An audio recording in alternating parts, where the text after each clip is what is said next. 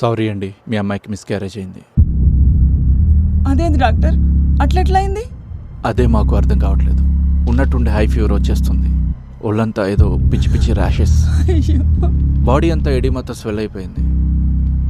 సిమ్టమ్స్కి treatment ఇస్తున్నాం తప్ప cause ఏంటో తెలియట్లేదు. గదేంది, మన టెస్ట్ చేసినప్పుడు అంతా బాగానే ఉందట్టు కదా, ఇంతలోనే ఏమాయి బిడ్డ దక్కపోవడేంది?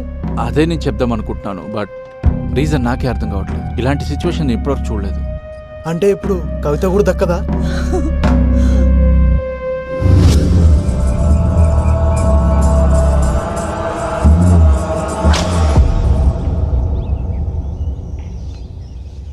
నమ్మశక్యంగా లేదు.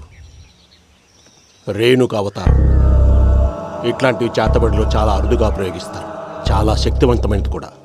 అంటే అమ్మాయి బ్రతకదు. అంత ప్రమాదకరం ఈ ప్రక్రియ.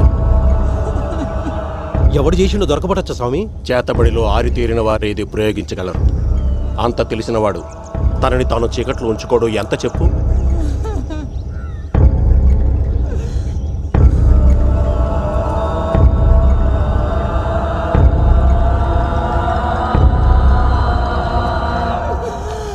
అయ్యో బిడ్డ.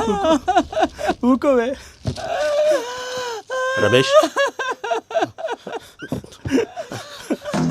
రేణుక అవతారం 4 దశల్లో చేస్తారు. అందులో మొదటి 3 ప్రత్యర్థిని చంపడానికైతే ఆఖరిది మాత్రం ప్రయోగించిన వాడు తనని తాను కాపాడుకోవడానికి. ఇది చనిపోయిన వాళ్ళ చితి దగ్గర చెయ్యాలి. ఏంటి సామి అది? అమ్మాయి చితి దగ్గర దాని చుట్టుపక్కల జాగ్రత్తగా గమనించండి. వాడు దొరుకుతాడు.